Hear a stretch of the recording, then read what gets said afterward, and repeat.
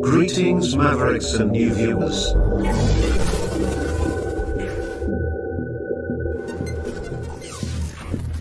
Tonight, direct and live from the Maverick News Network World Studios.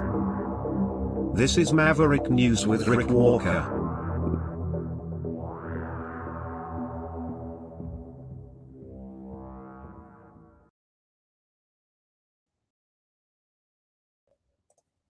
Welcome back, everyone, to the Maverick News Channel. Hello, Mavericks and new viewers from all over the world, wherever you may be, maybe even Antarctica. Okay, we are running on all channels, confirmed, and we have a lot of stuff to talk about tonight. We're going to talk about the stuff that everybody else is talking about, and of course, Trump is at the center of it all.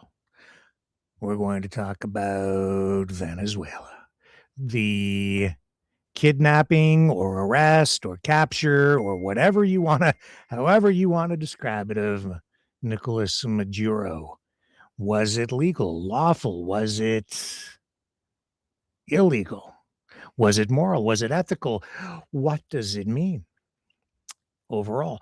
We're going to pivot back and talk a little bit more about what we were talking about last night with Joseph Leonard, who was discussing rights of immigrants and how that all ties into what we've been seeing unfold in Venezuela.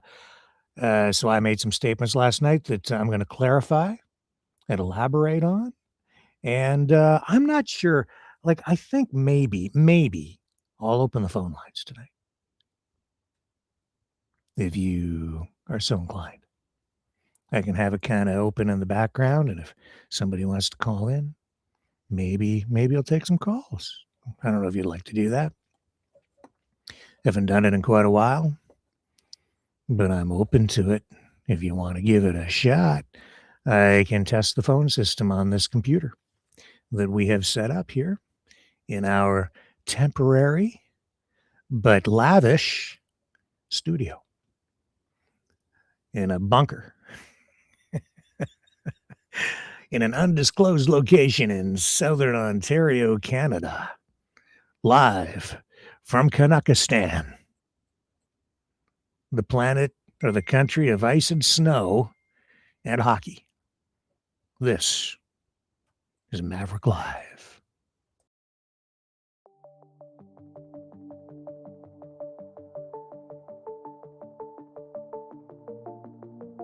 Greetings, brave Mavericks. Our quest for truth continues. We go beyond fake news. Together we expose propaganda. Together we pull others out of rabbit holes. We are maverick thinkers. We are all unique individuals, defenders of individual rights and freedoms, credible, trusted, grounded in reality. Maverick News, defending free speech, Donate at freedomreporters.com. Do it now. Tomorrow may be too late.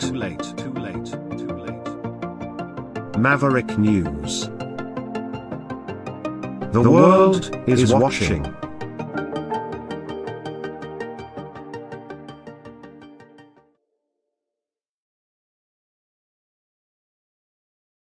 Brightleaf Innovations is excited to offer our newest investment opportunity, the Turn Easy Bed Storage Solution. Turns with a touch, spins all the way around. Every little thing you need is easy to be found. No more clutter, no more mess on the floor. Just spin it, reach it, you don't search anymore.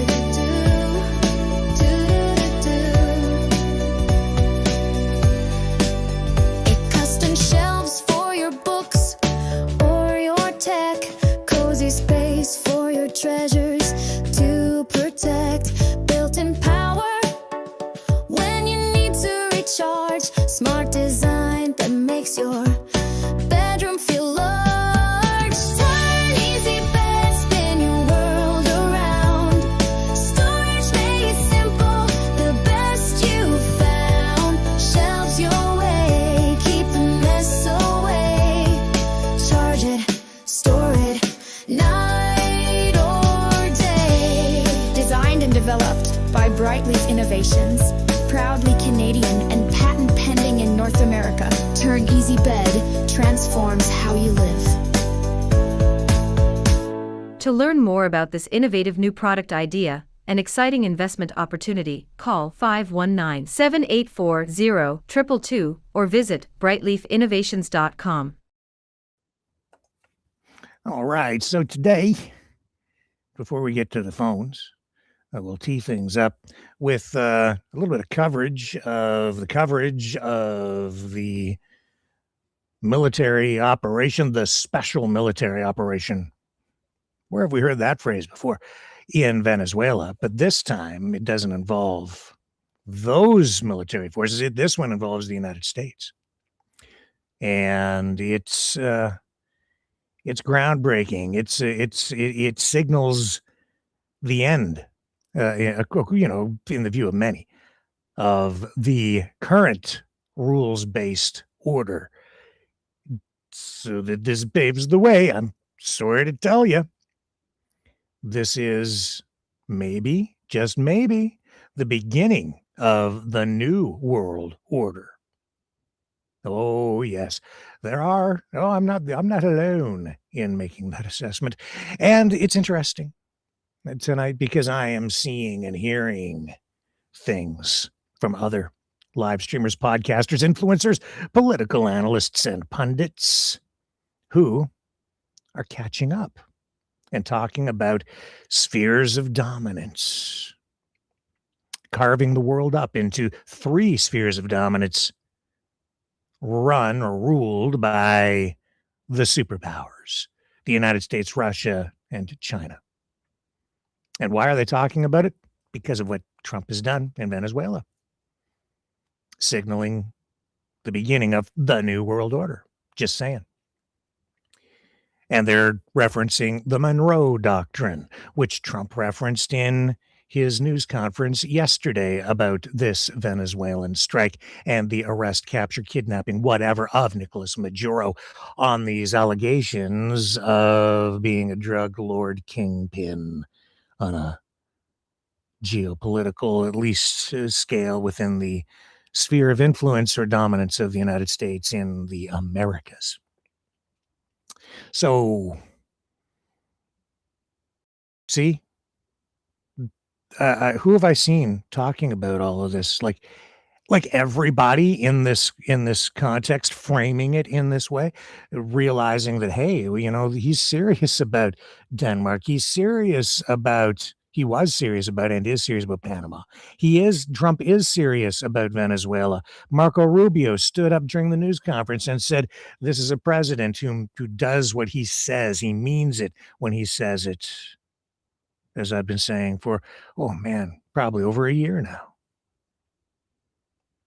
Especially when he talks about Canada, and I'm listening to people from across the spectrum, David Frum, Ann Applebaum, Viva Fry.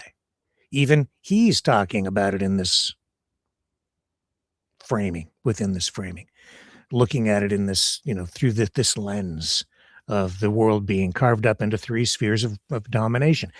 The way they talk about it, I think that they've been hearing about it, and those are just a few names. There are many others now, as within the last 2 days, who are talking about all of this stuff in Venezuela and its larger implications geopolitically on a global scale. So it's coming to pass because that's the plan. Can't stop the plan. Can't stop the plan. The big plan. It's coming. It's nothing you can do about it.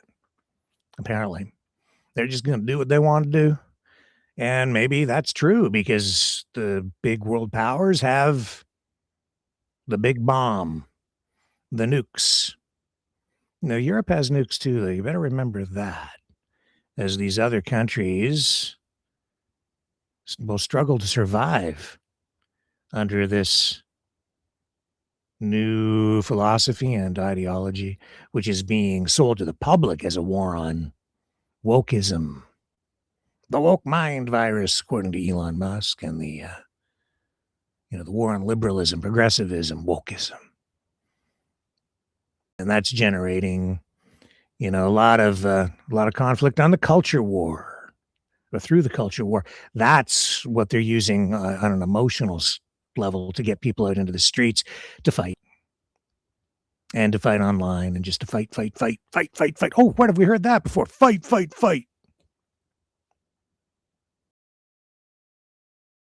Oh, I don't know if any of this is coincidental or accidental, and it's really hard to tell who's who on which side, and who are the good guys and who are the bad guys.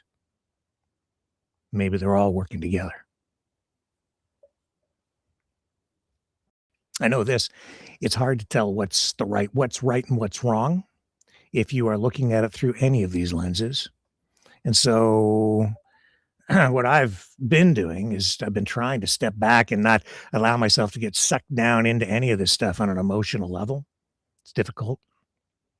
And I try to look at it through, from this perspective of, well, what is right, what is wrong, but also what is legal and what is not legal. And so we're going to look at that a little bit. And that's why we're going to come back to the whole question of rights. Who has rights, who doesn't have rights, because a big part of what has been happening in Venezuela involves immigration. With Maduro and U.S. actions against Venezuela, and the way the government of Venezuela under Maduro, and before that Chavez, the way they conducted their affairs, it resulted in a situation where people were living, in many cases under political oppression or under economic hardship. And so a lot of people fled the country, and a lot of them went to the United States. And while all that was going on, let's face it, there was a lot of anti-Venezuelan rhetoric that emerged in the United States as a result of that.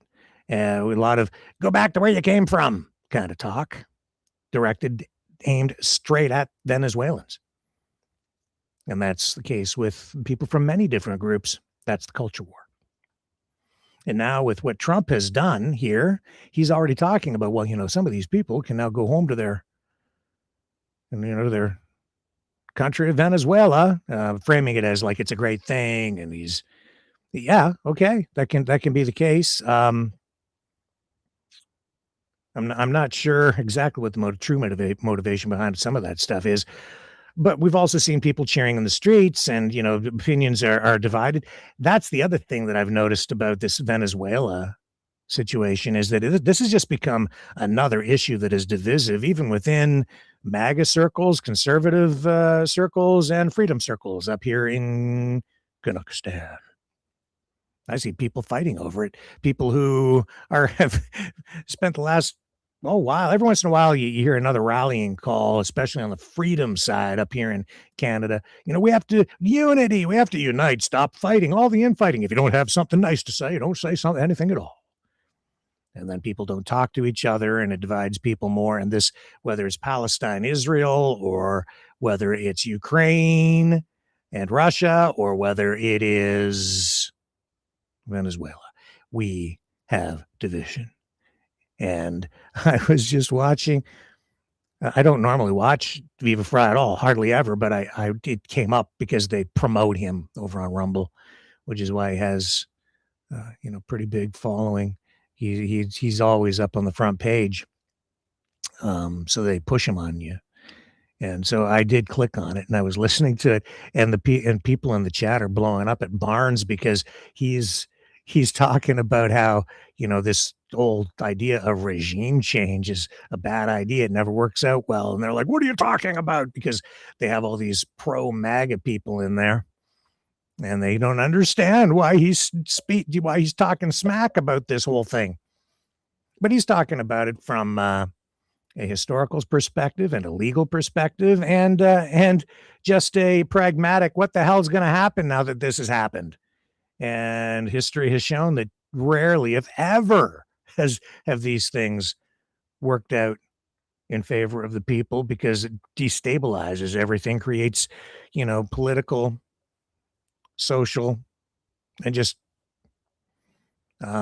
logistics vacuums within a society that need to be filled. And then quite often what you get coming in is worse than what you had going out. So we'll see where this one goes. Trump says he has a plan, but I'm not so sure. Anyway, over on conventional television today on the major networks like NBC, ABC, CBS, CNN, CTV, KGB, FSB, CIA, LMNOP.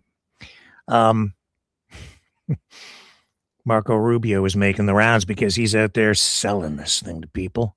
That's what he was doing this weekend. He was on multiple networks, spinning up the narrative and, speaking off the top of his head. There was a little bit of, inconsistency in what he was sort of conveying through these interviews. He's a pretty sharp guy. He's carrying water for Trump for sure. He's, he's out there as Secretary of State, putting the best of, lipstick he can on this, whatever animal you want to attribute to it. And he's like, on the one hand, over on NBC, he's saying, I think it was ABC. He's saying, I think it was ABC where he's saying, well, we're not going to actually run the country. It's just a transitionary thing or whatever. But over on NBC, he said essentially that they own the place now and they, it's ours, and we're going to run it as a transitional thing. In other words, they're going to put somebody in there that they want. They're going to put a puppet regime in. They're going to put a puppet leader in, somebody who's going to do their bidding of the oil companies. Trump talking about that. I mean, just blatant, wide open, brutal. Like normally he lies his ass off about stuff. He makes up numbers, exaggerates his gonads off. And, but in other ways, he's just brutally honest because he just doesn't give an F. He doesn't care about the law. He doesn't care about the international rules-based order at all. He doesn't care about NATO, doesn't care about the EU, doesn't care about U.S. allies, doesn't care about anything except what he wants. He says it's America first, but I'm not really sure about that. And I don't believe that he does this for any moral or ethical reason at all, really. It's pretty hard to justify what he does on those grounds based on his actions, pardoning that leader of Honduras who was facing that 45-year sentence on drug charges, but that guy goes free. But Maduro, well, that's another deal. That's another deal, baby. There are a bunch of reasons to think why Maduro has been hauled in there after this special military operation. Not the least of which is the oil. It's like that's the major thing. But for Donald Trump personally, there's a lot of speculation out there about why he did it.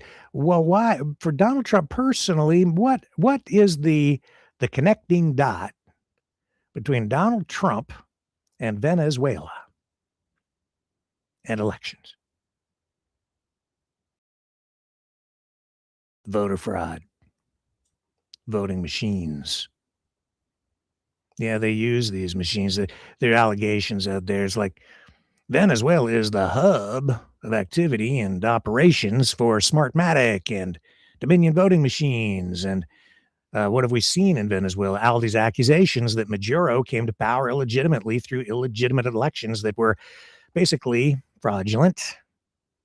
And then you're seeing all these allegations now in some live streams that I don't know how credible they are, but they're like, the Venezuela, and they got the voting machines there, and it's the same thing.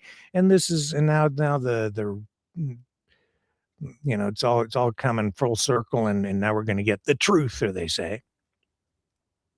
I'm skeptical of it all because of the way everything has gone down. And I've seen some of the live stream or the videos that are out there about this. And I know that in some cases, the people putting that information out are absolute 100% for sure from my personal experience I know they're propagandists, and I know that some of the other information they're spinning up around all the voting machine stuff in some of these videos involving other issues are just outright lies, which makes me question the credibility of the stuff they're saying about the voting machines.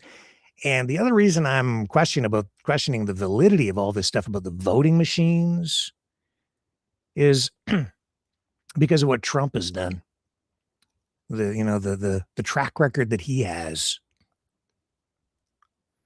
All this talk about, see, if this is going where these guys want us to think it's going, it's like Maduro's probably, they're thinking, or they're trying to suggest here, I think, that Maduro's in the country, Trump's going to drag him into court or whatever, and maybe a deal will be made so that Maduro spills the beans on the truth about the fraudulent voting machines to expose the corruption and get to the bottom of the deep state. So all these, Democrats can be held accountable, and all the unfaithful Republicans, all those corrupt rhinos can be held accountable. But, the more I think about it, the more I'm like, wait a minute. If it's true, why is Trump in the White House? He won the first time they used machines. Second time, didn't win. Says he did, but he didn't. They cheated. They stole the election. Okay. So I'm like, I'm maybe with you, and first time around, I'm like, when he didn't win, and I was like, yeah, I don't know, fishy business there. I've never seen anything like this. And it's true. It's a lot of questionable stuff, but I'm not sure it's really the voting machines. And I'm not really sure it's all on the Democrat side. Because if there's one thing I've noticed about Trump, is he likes to rig things too. Lots of rigging. And I look back at all the problems we've had since Trump came down that escalator. It's like the world changed when he came down the escalator. And then he made himself out to be a martyr. He's always the victim. And yet all the problems just seem to, swirl around him, whether it's the pandemic or the controversy about the mandates, lockdowns, masks, all that stuff. All swirls around him. And then the people around him who just are so faithful that he can do no wrong. He's like a deity. And that's how they portray him, as Jesus, a king, literally posting pictures like that. And people are like, I mean, seriously, Joseph talked about, there are Trump cultists out there. Why is that? Because when you have a dictator or a supreme leader or whomever, an authoritarian in power, one of the things they always do is they put those guys out there, and they promote them, they advertise them, they use images of them in order to subliminally and just outright blatantly, overtly just convince you that they are omnipotent, infallible, can't make mistakes. They're just great godlike leaders. Maybe don't use that phrase, but then we see pictures of Trump posting himself looking like the Pope. But more than that, I say, why is he in the White House then? If they're rigging the election with these machines, because they used machines in the last election. And he won. Well, they made it too big to rig, Rick. Really? Let me tell you something, man. If you can rig a computer, do you think that they can really make it too big to rig when they can rig it? I don't know. I'm questioning the questions, because so much of the world right now is upside down and does not make sense. And so much changed when he came down the escalator. So I'm questioning him. I'm questioning Biden too. I question them all, but I'm really right now laser focused on Mr. Trumpster. I got a lot of questions. And I guess maybe we'll get to some of the answers. I don't know. Over time, maybe, and maybe the machines are, screwed up, rigged. it may be, maybe these companies really were selling elections. Buy an election, just sign a contract. We'll bring in the voting machines for you and we'll rig her all for you. I don't know, though. I don't know. Maybe, just maybe it's not the way we think it is. Maybe it's the opposite. Maybe it was bought. But maybe this time it was bought by Trump. Just saying. It's a theory. These allegations have not been proven in court. I'm just saying, man, we need to start questioning all this stuff because nothing makes freaking sense. This is the peace president, the guy who said that he's going to keep us out of all these wars. No, lie. It's a lie. It was a lie. Well, he says, Rubio says it's not a war. It was just a special military operation. That's my paraphrasing. But, it was just an in and an out. They went in and arrested, captured Maduro. But I'm so skeptical now. I'm like, I don't know if I believe anything at all that anybody is saying about any of this stuff. He's a drug kingpin. Really? Because it's funny, they're saying a lot of the same stuff about people in other countries too, including ours. Yeah, but this journalist over here, he did a whole story on it, and he's got the scoop. Yeah, well, he lied about a lot of shit too. So I don't know if I believe him. My country's under attack, man. Like, whoa, hang on here, man. And there's a long track record of this superpower throwing its weight around and becoming involved in regime change. And I don't know, is this thing down there in Venezuela, does it fit the pattern? Is it good for the people? Maybe. If it depends, though. It's like it could be a bad thing in that it's not moral or ethical, but the people might still end up benefiting more because you might bring in a corrupt government that still makes life better for the people, because you could have a corrupt government making dirty deals with big U.S. oil companies going in there and pumping the oil out, and they might spread, more wealth among the people and lift more people out of poverty. It could be a good thing for the people overall. Might even bring more stability. So it might be better to have a corrupt government in place overall. But then what's the price? Well, then your price might just be your freedom, and you might not even realize it. Or on the flip side of that, maybe it would have been the moral thing to do, just leave it all alone and leave Maduro in there, because maybe he wasn't as corrupt as they say. Maybe he really was doing his best to bring a socialist utopia to the people or whatever. And maybe that is what they chose. And maybe the elections down there were more legitimate than we're told, but maybe the people were suffering because it just wasn't a good situation and they just couldn't make it work. And maybe that's what it is. So then they have their freedom, but they don't have anything to eat. So which do you want to give up, your freedom or your prosperity? And why aren't they prosperous? Because they're a bunch of communists, or is it because of sanctions and other geopolitical realities that make it impossible for them to trade effectively with other parts of the world or something? I don't know. I don't live in Venezuela. I haven't lived in Venezuela. I observe, and I know I've been down into that part of the world a few times. I've been to Cuba and places like that, but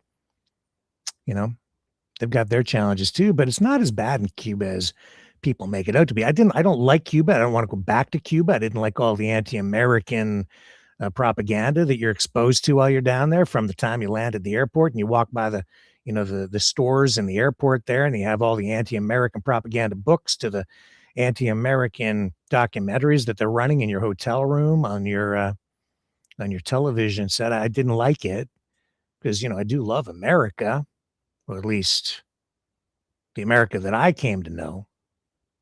I don't know if this is not the America that I thought I knew. Maybe this is the America that always was, and Trump is just being more honest about it. But it just doesn't feel right. Doesn't seem right. And that's why last night, the conversation we had with Joseph Leonard, author of Terror Strikes and a friend of the channel, friend of mine, it was spirited, to be sure. And then when we got into this whole question of immigration and rights and so on, it just went into a bit of a spiral, because I'm like, even illegal immigrants have rights, some rights within the United States and even Canada, when they're within the sovereign territory of the U.S. or Canada. And he's like, no, they don't. They don't have any. And this is the perspective that a lot of people, especially on the conservative or the right-hand side, if you will, of the political spectrum, that's a lot of their view, and they don't care. We're going to come back to that. But before we do that, let's go to today's exchange with Marco Rubio over on NBC. I think it was NBC, right? Saying they're not at war with Venezuela, but do I have it here for you? I might have to re-cue it, because after a while, these things kind of fade away. Let me find it here. Yeah, I have to re-cue it. So Rubio. Here we go. Yes, he says Maduro's capture is not a war against Venezuela. I got the full interview up here, so let me bring it up. We'll watch a bunch of it. I don't know if we'll watch all of it. It's a little lengthy for what we're going to do, but I think this one's real important, because he is the Secretary of State, and I think that he, again, is echoing where the administration is at. I mean, they are talking over at the White House and the Trump administration officials about the Donroe Doctrine. They are talking about just openly now the national security policy that they published about 2 weeks ago. And it lays it right out. This is like carving the world up into these spheres of political dominance. They're just openly talking about it now. And some people are finally beginning to clue in that this is actually happening, this new world order. And it is something that China and especially Russia, I mean, this is really a political ideology and strategy that is really, it was sort of birthed in Russia, and it's meshing with the populism, especially of the MAGA movement in America. Anyway, let's go to Rubio and the Meet the Press clip here from today. Rubio, Secretary Rubio, welcome back to Meet the Press. Thank you. Thank you so much for being here. I want to start with this big picture question. Is the United States now at war with Venezuela?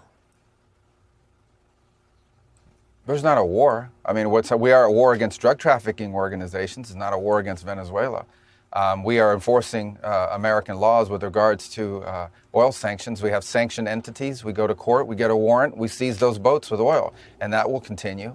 We will continue to reserve the right to take strikes against drug boats that are bringing drugs towards the United States that are being operated by transnational criminal organizations, including the Cartel de los Sols. Of course, the leader of that cartel is now in U.S. custody and facing U.S. justice in the Southern District of New York, and that's Nicolás Maduro. So we made a big progress in that regard. Mr. Secretary, who is in charge? Are you running Venezuela right now?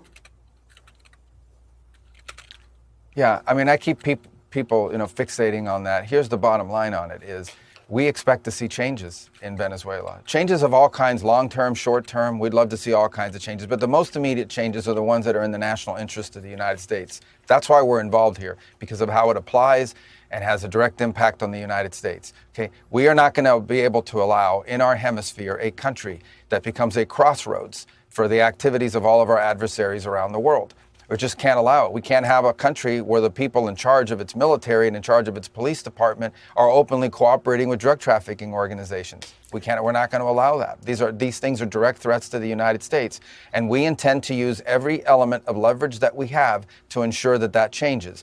The one I would point everyone to is that our military is helping the Coast Guard conduct a law enforcement function, which is not just the capture of Maduro, but the enforcement of our sanctions. We go to court, we get a warrant, we seize the boats. And we think this is tremendous leverage, incredible, crippling leverage, which we intend to continue to use until we see the changes that we need to see that are benefit to the American people. And by the way, we believe to the people of Venezuela as well. But Mr. Secretary, I think there's a lot of questions about who the point people are during this transition.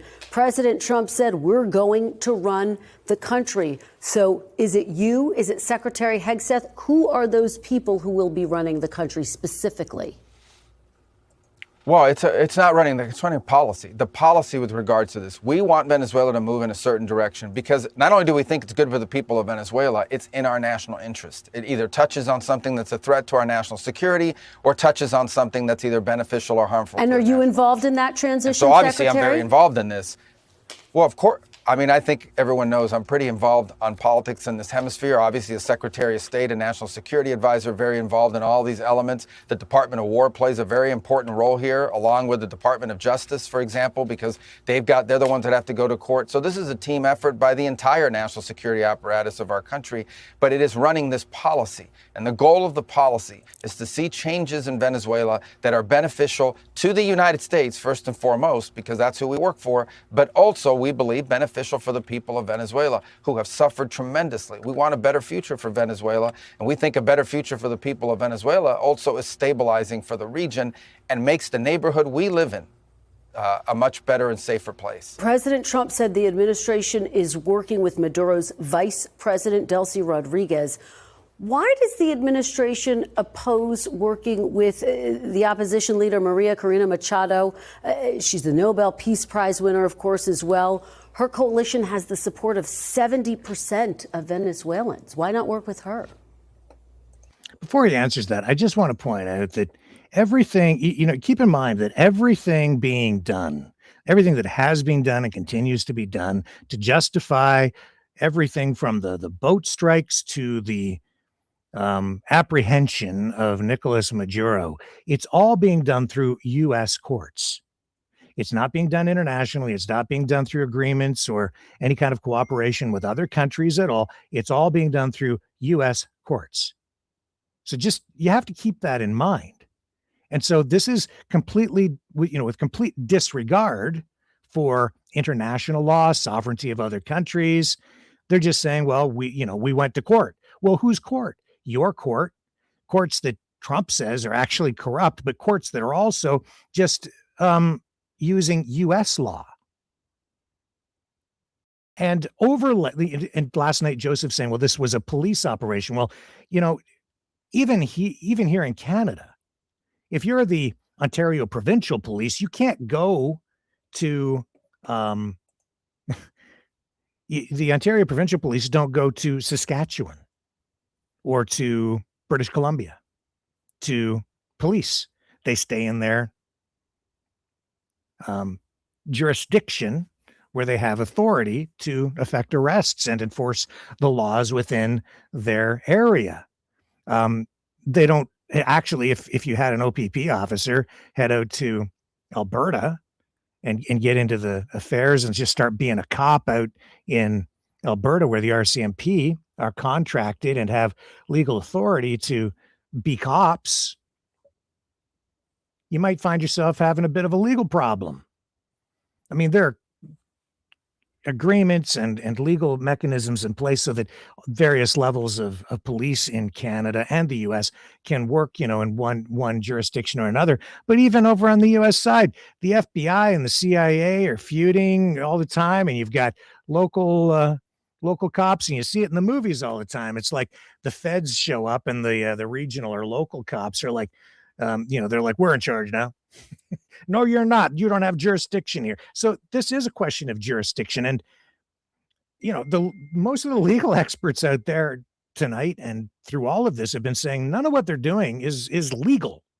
I'm not judging it really on any other basis, but this doesn't comply with international law at all.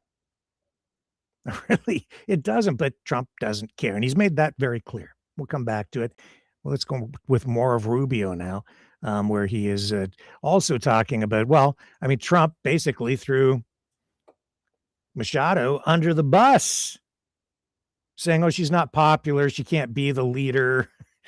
Right. And this is the Nobel Peace Prize winner. Maybe that's why he doesn't like her, because he wanted the Nobel Peace Prize and she won it and he didn't get it. I wouldn't be surprised, because he seems to be that, well, petty sometimes. Well, a couple things. First of all, Maria Corina Machado is fantastic, and she's someone I've known for a very long time, and that whole movement is. But we are dealing with the immediate reality. The immediate reality is that, unfortunately, and sadly, but unfortunately, the vast majority of the opposition is no longer present inside of Venezuela. We have short-term things that have to be addressed right away. We all wish to see a bright future for Venezuela, a transition to democracy. All of these things are great, and we all want to see that. I've worked on that for 15 years on a personal level, both in the Senate and now as National Security Advisor and Secretary of State. These are things I still care about, we still care about. But what we're talking about is what happens over the next 2-3 weeks, 2-3 months, and how that ties to the national interest of the United States. And so we expect to see more compliance and cooperation than we were previously receiving. With Nicolás Maduro, you could not make a deal or an arrangement. Although he, by the way, was given very generous offers. He could have left Venezuela as recently as... Aren't they so generous? Oh, my goodness. We made it. We were making him a deal. He could leave. We let it. We gave him an opportunity to leave. All he had to do was surrender sovereignty. Like, what a jerk. He didn't go. Yeah. Maybe he stayed because you don't have any authority there, and he was going to stand up to Godzilla. When I say Godzilla, do you guys even understand what I'm talking about? I mean, Godzilla is a metaphor, right?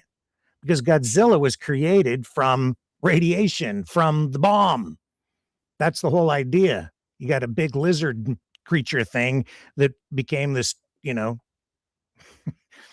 distortion and, a symbol of American power, which is the bomb. And that's what we're living next to right up here. Every time they get a cold, we get the flu. And if Donnie gets an itchy trigger finger, we might find ourselves in trouble. Mark Carney, are you paying attention? A week and a half ago, there were opportunities available for him to avoid all of this, because now he's not someone we can work with. No. He suckered the Biden administration into stupid deals. He's made a career out of not keeping deals and figuring out how to save himself by buying time. And President Trump was not going to fall into that trap. So now there are other people in charge of the military and police apparatus there. They're going to have to decide now what direction they want to go. And we hope. But they're not supposed to be the policemen of the world. Oh, but you see, that's the thing. They are the policemen of the Western Hemisphere. This is their sphere of dominance. They get to do whatever the hell they want. They make the rules. They make all the rules, and they make them up as they go along, I guess now. They take what they want, including the oil and even the ships that carry it. Hope they will choose a different direction than the one Nicolás Maduro picked. Ultimately, we hope this leads to a holistic transition all the way around in Venezuela, societal, political, all of that. We're in favor of all of that. But right now, we have to take the first steps, and the first steps are securing what's in the national interest of the United States and also beneficial to the people of Venezuela. And those are the things that we're focused on right now. No more drug trafficking, no more Iran, Hezbollah presence there, and no more using the oil industry to enrich all our adversaries around the world and not benefiting the people of Venezuela, or frankly, benefiting the United States and the region. Holy crap. So what's going to happen when us communists up here in Kanakistan build that pipeline from Alberta out to the BC coast and start shipping all that oil to Asia? Who's going to buy that? When they say Asia, that's a friendly way, a soft way of telling the U.S. administration, we're going to sell it to China. You think? And then all you guys out there, you're like, it's all Kearney and it's Trudeau and Polyev, and it's our government. They're so corrupt and they won't build the pipe. Who the hell do you think is blocking the pipelines to be built out to the West Coast? I've been telling you for a long time. Well, it's the environmentalists. Yeah, they're being bought, man, because it's all a freaking game. The big U.S. oil companies want those pipelines heading south, baby. They don't want them going east or west. Just saying. What's going to happen to Canada when we start to build another pipeline out to the BC coast? How do you think Trump's going to react to that? Where's it going? Chinastan, from Kanakistan, communists, fentanyl flowing over the border. Oh, we don't. And then we have the people in the freedom movement who are like, oh, we need the United States to invade us to save us. Why won't Lieutenant Steve Rogers come on and talk to me about his SOS campaign? Save our souls from the communists in Canada. He literally had you guys writing letters asking to be invaded. Think about it, man. Think about it. Okay, I'm going to put the phone line number up here in a minute. Okay, here we go. Talk about a holistic transition. I think there's a lot of focus on potential elections. How soon will elections be held? Joking. Within 30 days, Mr. Secretary? Elections? Well, look, this is a country that's been governed by this regime now for 14 or 15 years. The elections should have happened a long time ago. The elections did happen. They lost them, and they didn't count the votes, or they refused to count the votes, and everyone knows it. So all of that, I think, is premature at this point. There's a lot of work to be done here. Right now, what we are focused in, let's be realistic here, what we are focused on right now is all of the problems we had with when Maduro was there. We still have those problems in terms of them needing to be addressed. We are going to give people an opportunity to address those challenges and those problems. Until they address it, they will continue to face this oil quarantine. They will continue to face pressure from the United States. We will continue to target drug boats if they try to run towards the United States. We will continue to seize the boats that are sanctioned with court orders. We will continue to do that and potentially other things until the things we need to see addressed are addressed. Because ultimately, above everything else, we care about elections, we care about democracy, we care about all of that. But the number one thing... Do you? Yeah. Did you buy your Trump meme coins? Everybody's stocked up. I hope you bought low and not high. It's a little more expensive when it was $75 a pop down to $4.90 because, you know, they care. They've got big hearts, these guys. The thing we care about is the safety, security, well-being, and prosperity of the United States. Am I editorializing? And that's what we're going to focus on first and foremost here. And that's what these policies, these changes we need to see made are about. Okay, significant there. You say you will continue to seize boats when necessary. We're going to keep the oil and the ships. I don't care what country they're from. Was asked about the possibility of U.S. boots on the ground. He said, quote, we're not afraid of it. How many U.S. forces are on the ground right now in Venezuela? Are there any? We don't have U.S. forces on the ground in Venezuela. Yeah, no, we don't have U.S. forces on the ground. Everyone knows. They were on the ground for about 2 hours when they went to capture Maduro. Trump said I think what the president is saying is very simple, and that is, as president of the United States, he is not going to go around telling people what he's not going to do. Operation. He's not going to. He's not going to go around saying, "I won't do this, I won't do that. Yes, I care about this issue, but I'll only go so far." He retains all this optionality. In the particular case you're citing, this was, in essence, at its core, a law enforcement function. Okay? The Department of Justice, dating back in the Biden administration, that had a $25 million reward for his capture. So we have a reward for his capture, but we're not going to enforce it. That's the difference between President Trump and everybody else. All these, it's easy to make a wanted poster and say $50 million for the capture of Maduro, but no one takes that seriously because you're not going to do anything about it. President Trump did something about it. Let me ask you. He did something about it. We went in, we grabbed him, he was arrested, and he's now in New York. No Americans were killed, no equipment was lost. It had to be done, and it's been done. And I assure you, the people left behind in Venezuela now that are in charge of the police and everything else, I assure you, they're going to probably be a lot more compliant than Maduro was as a result. Yeah, because Trump's already threatening the person who's running things right now. He's like, if you don't straighten up and get her straight, we're coming for you too. He's already doing that. And you know what? Good luck in court, man, against Maduro.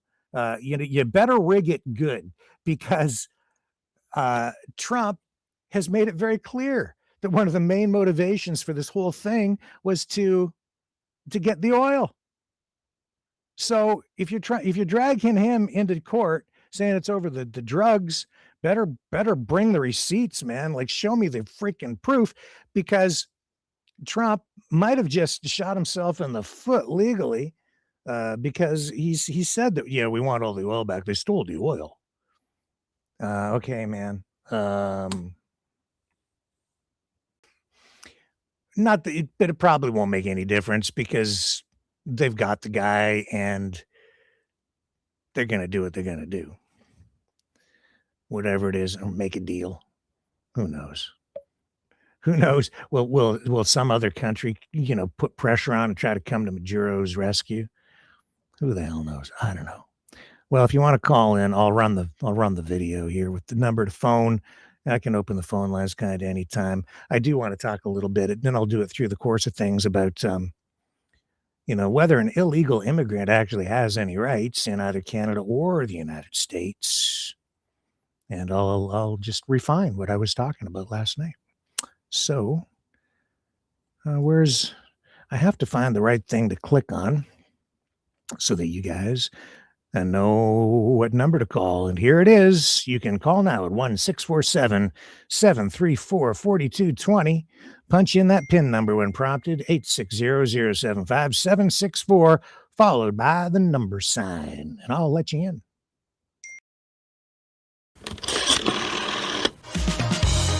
Okay, Mavericks, it's call-in time. Join the conversation. Call 1-647-734-4220. Then enter the PIN number 860-075-764, followed by the pound sign.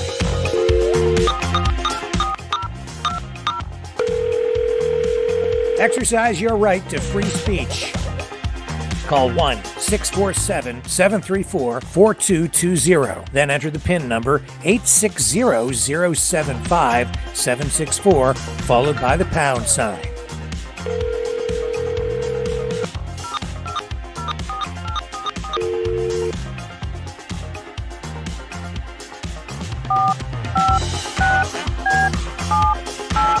Call 1-647-734-4220. Then enter the PIN number 860-075-764, followed by the pound sign. Maverick News. Call now. The world is watching and listening to you.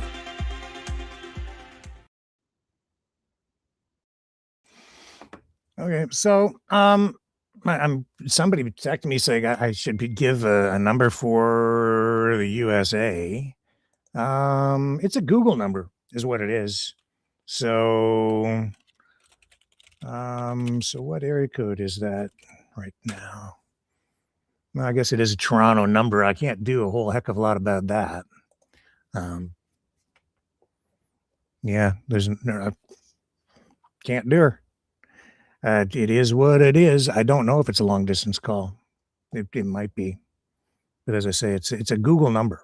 I get calls from the U.S.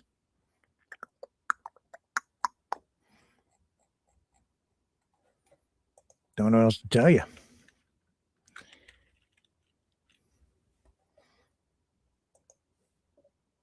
So there's that. I'll give this some contemplation. There might be a solution. There is a toll-free number that I have that costs just a few coins. So I could maybe give that to the mod in the chat, and you can give it out selectively. And if you want that to happen, you could donate and help cover the cost of the 1-800 number. It's actually 1-866 number. So that's up to you guys. You can do that through here's a good way to plug the channel. You could donate through the Rumble Rants, or you can send an e-transfer to rw581@aol.com and use the note or the security question answer Maverick, all lowercase preferably. In fact, it has to be, because it has to be exact. Prompted. So when prompted by Interact, just punch that in, and then we'll know what the answer is when it comes through. Can't process the payments unless the security question is answered or set up when you donate that way. So you can do that, or you can donate at freedomreporters.com or maverickdonations.com. Most people donate through the freedomreporters.com PayPal thing. I'll put that up here right now, and then we'll come back on the other side of this.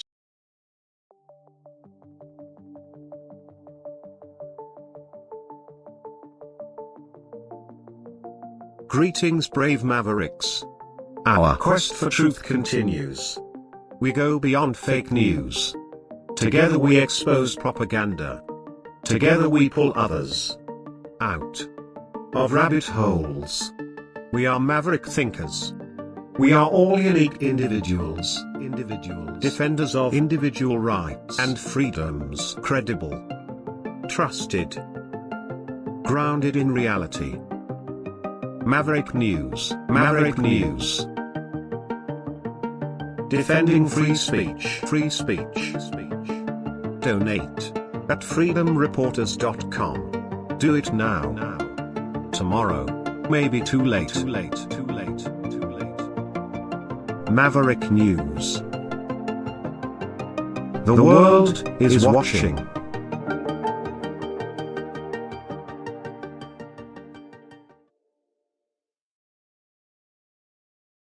Okay, so here's a solution.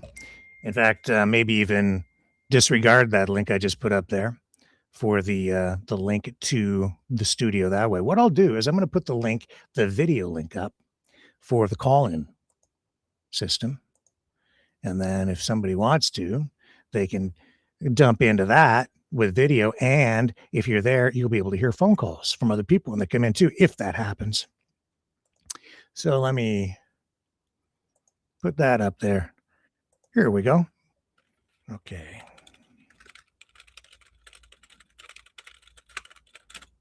Right here.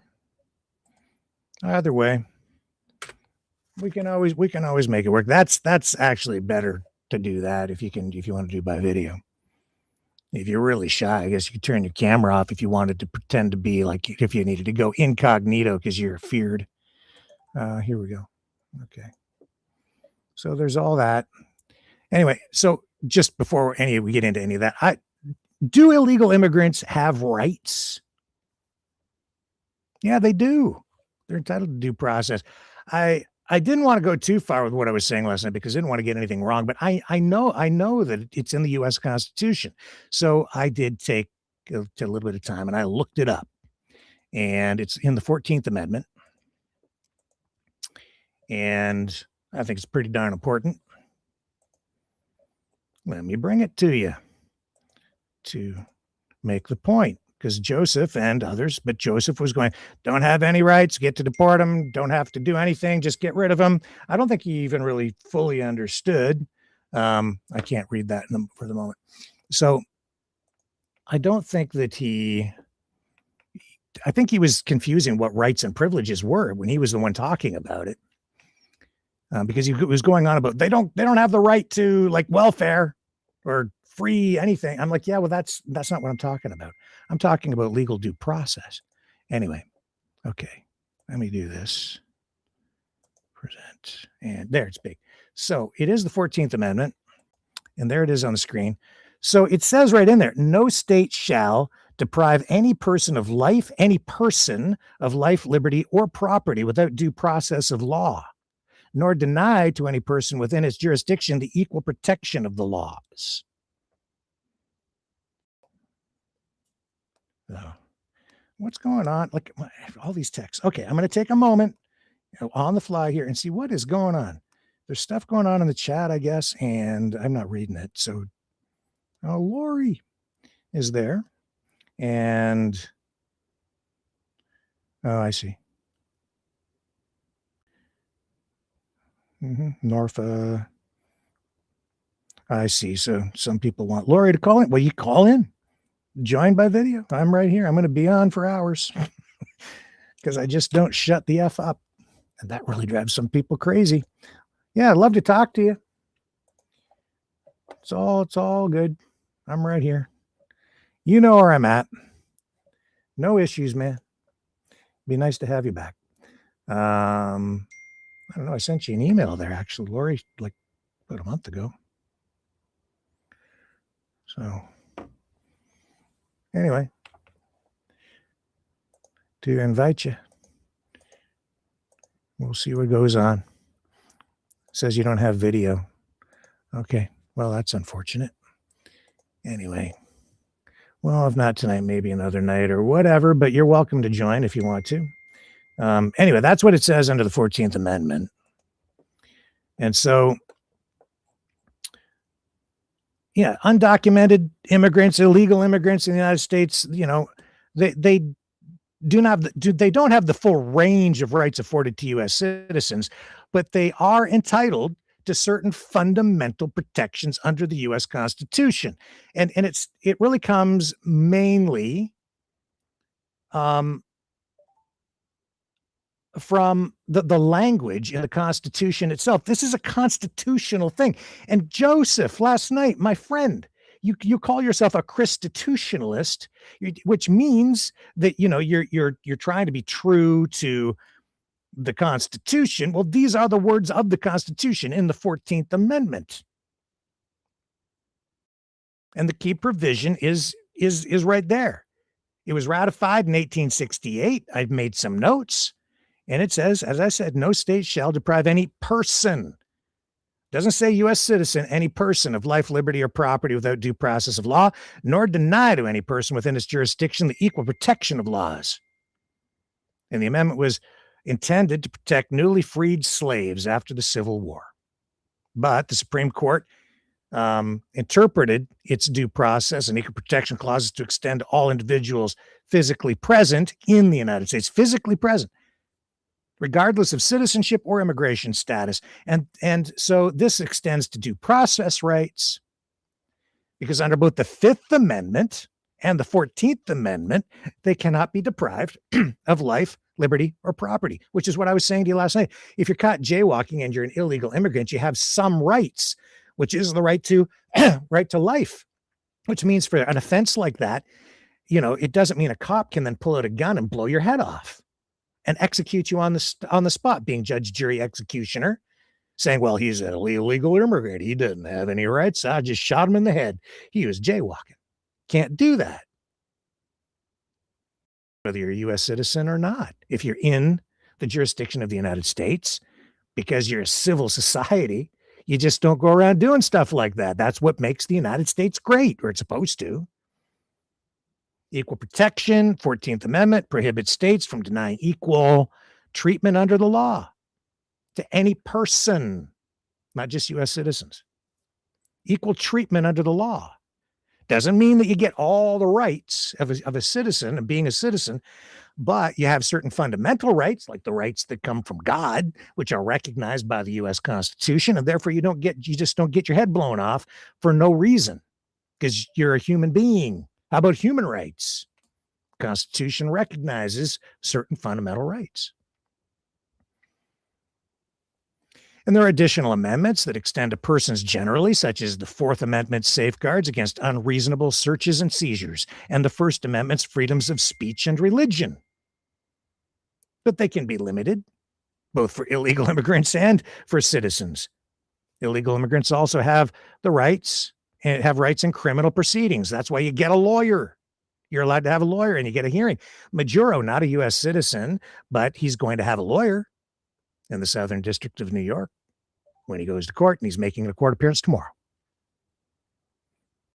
And they apply because once an individual is physically present in the United States, even if they entered unlawfully, the Constitution's territorial jurisdiction kicks in.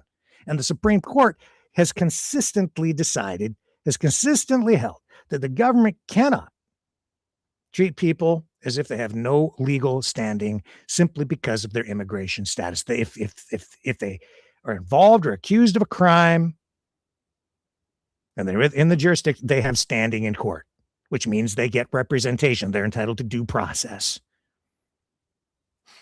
because they're involved. They are accused. And as I said last night, and I've said it many times, if you violate the rights of one person, then your laws don't mean anything, because now they can do it to anybody they want, because then rights mean nothing. And if the government can just throw rights right out and not recognize them, then that sets a legal precedent. It's like, well, we don't have to recognize that guy's rights, so why do they have to recognize yours? And they don't have to at that point, because what we've seen is the Trump administration running around just rounding people up off the streets. And that makes some people really happy. But when they're doing that, if they're not applying, they can easily then just round up a U.S. citizen and throw them in the back of a paddy wagon and ship them off to a gulag with no trial, no due process, simply because they accuse them of being an illegal immigrant. And then they say, well, he was an illegal immigrant. Well, how do you know? Well, because we could just tell. And since he didn't have any rights, we just deported him to a prison in El Salvador for a 20-year sentence. But he ends up being a U.S. citizen, but nobody knows because there was no due process. There was no arraignment in court. There was nothing. They just whisked the person away in the dead of night. They made a mistake, and there goes a U.S. citizen who has rights under the Constitution, and that just went straight into the trash can. And that's why you need to protect the rights of everyone, and that's why you have these guardrails in place.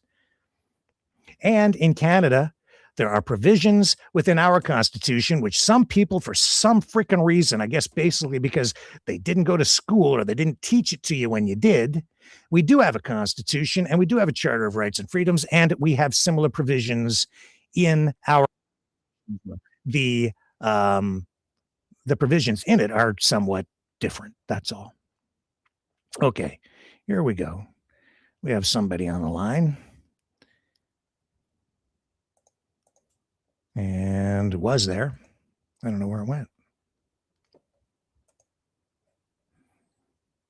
I don't know. We had somebody. And it looks like they disappeared. Maybe I made a mistake. I don't know. We'll have to call back, maybe. Looked like we had a caller coming in. There was somebody there. Anyway, I'm still live, and we're live, and I'm ready to take calls if somebody does want to call back. Anyway, that's the 14th Amendment. Canada, similar provisions so to protect people's rights. It's just written in a different way, but it's very similar in our charter. So, which, they did do an end run around it during the pandemic, right? But so too did they do that in the States, and many states, more so in some than others. But it's Section 1, just has to be, you solve all the problems if you just rewrite that. There's a process to go through. It's lengthy, and you need approval from multiple provinces. I think it's 7 out of 10, and there's a process involved. But it's all there, and if people really wanted it, if they really freaking cared, I was protesting in Ottawa at the Freedom Convoy. Yeah, what have you done since? Oh, I went to the ostrich farm. Yeah, well, what about everything that happened during the pandemic and the lockdowns? What have you done since then to change things? Well, I don't know, because no one's talking about that. Yeah, that's right. Nobody's talking about it. To some degree, that's what was supposed to be fought in a way by Prime Peckford and Maxime Bernier. But that case was thrown out in the end because it was, they were really challenging the mandates, and the court rendered it moot because the mandate lifted. Oh, looks like we got somebody there. Okay. And there it is. I think we got her. There it goes. And who do we have on the line?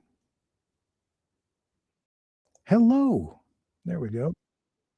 From Brandon, Manitoba. Well, greetings and welcome again. Yes, greetings and Happy New Year to you. Yes. And to the Mavericks. Yes. Yeah, well, great to hear from you. And I'm glad that you called in. I can use a little help tonight. I'm glad to hear from, or to read what the Mavericks are saying. And I'm hoping that Lori will use the same number that I just called in. Can she reach you via the States with this number?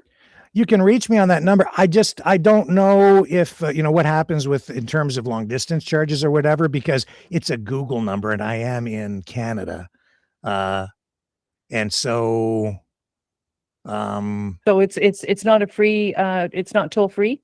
It's not a toll free number, but I don't know if it's international or how it really works. I don't know. I know okay. Google doesn't charge you. Right. Because I don't see that charge on my phone bill when I've called you a couple of times in the past. Yeah. Because where are you calling from? Brandon, Manitoba. Yeah. So I know for sure Canada-wide, it's not going to cost you anything. Right. But you cross the border, I'm not sure. I do have a toll-free number if somebody really wants to call in on it. Well, I think I read on the chat with Lori, who's joined us. She indicated she didn't have that type of system set up where she could video link with you Yeah. for now. Yeah. But I responded because I think, well, to some comments, but Lori's comments caught my attention as far as By the way, I guess Trump's- they didn't hear your name. I didn't have you up, so it's Oh. Sharon. Yes. Yeah. So you know what? I'm going to give the toll-free number to the mod. Oh, okay, And, good. And yeah, this costs about a minute. This is for yeah. Anyway, it's there. So I just gave it to the mod. So if she can get it to Lori, then that's cool. Oh, good. Okay. Yeah. Well, I think what I was saying earlier, what prompted me to call, and I think I just called to see if this number is working still. Yeah, it's still working. Yeah, it works. Yeah, we haven't used it in a while. Yes. I called in briefly to indicate that what kind of startled me was some of the comments where Trump's intention to make this a hemispheric battle is blowing me away. And and although I know this doesn't sound patriotic from a Canadian point of view, but we don't stand a chance if this is what Trump really wants to do here. And this is speculation on my part. So I'm just going by your conversation with Joseph and what's been talked about tonight. But it's like, okay, I'll believe it when I see it. But and I was indicating in the chat that actions speak a lot louder than words. So are you saying, Rick, that Trump is dead serious about, not harvesting, taking over our natural resources? Yep, 100%. How's that? Well, that's not good. 100%. Yep. Everybody's like, Tucker Carlson's joking. No, he's not. This is a whole campaign. Yeah. They've got a team. They're funding this. It's a propaganda thing. There's so many elements to this. They've been at it for a long time. They're chipping away at the country, and it's not just the resources, man. Like, they want the whole country. Like, he wants the whole country. I don't think it's really coming from the Democrat side or the Bidens. There are probably some people over there who are part of it too, and it's not 100%, party wide or MAGA wide. But some people know what's going on, other people don't. But yeah, 100%. Trump wants Canada. He wants Greenland. He wants the whole shebang. And it's part of this larger worldwide war on liberalism, which is the pretext, and the way that they're getting people engaged to fight, because they're getting people jacked up and in the streets and being disruptive in all these countries, including Canada. And, hey, Rick. Yeah.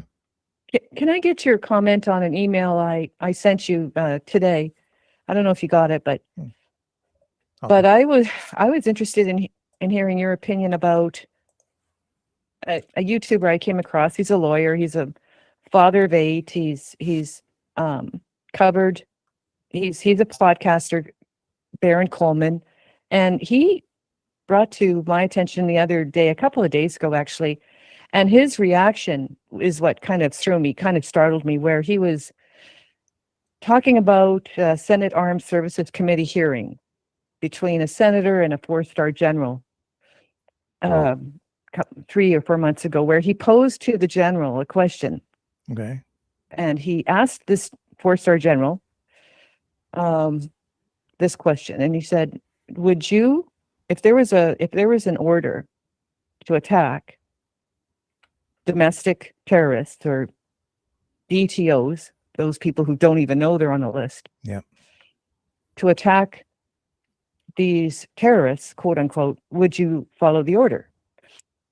And this general replied with, now the answer is what kind of would throw many, I think, well, definitely through Baron Coleman, this lawyer who has represented military people in his practice about 10 times, he said. And he said it wasn't the answer I was expecting, and it scared the hell out of him. And his answer was this.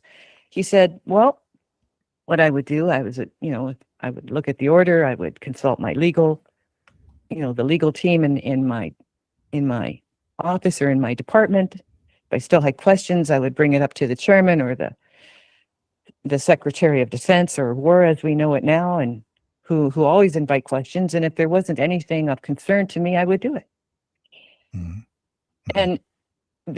And Baron Coleman said, well, this should scare the hell out of everybody, because really, if the next president deems a certain group or another group of people as terrorists or domestic terrorists, or those who are dissenting against the current law of the land, does that mean that we now can remove people who keep American people on American soil? We can start eliminating them without due process. In other words, Mhm. this group or these people would never be notified of a charge. They would not be. Yep. They would not know that they would not be given the opportunity to defend themselves. They would not be given the opportunity to have a lawyer. They would not be given the opportunity to rebut the charges against them. Mhm. Is this what he's saying is this particular general, with his answer, without ever acknowledging due process or the system of laws that we have here in Canada, that Americans have, originating from what? The Magna Carta, originally from England. Is that all going to be thrown? Is that all going to be thrown out with the baby? I mean, this was Mhm. something that was answered about 4 months ago, Rick, in an armed Senate or committee hearing of the armed services, between a senator and a 4-star general in 2025. Yeah. Under this president. So your question to me is what exactly? What do you think of that answer Well, from a 4-star general concerning the military being able to kill Americans on American soil without due process? right. Is this China? Is this North Korea? Is this the old Soviet Union now? Nope. It is a communo-fascistic regime that has been born out of the populist movement, and sort of a series of secret backroom deals that have been going on between Trump, Putin, and Xi. That's what's going on. That's what's going on. And somebody else tried to come in, but didn't take, I guess. So we'll have to see if they call back.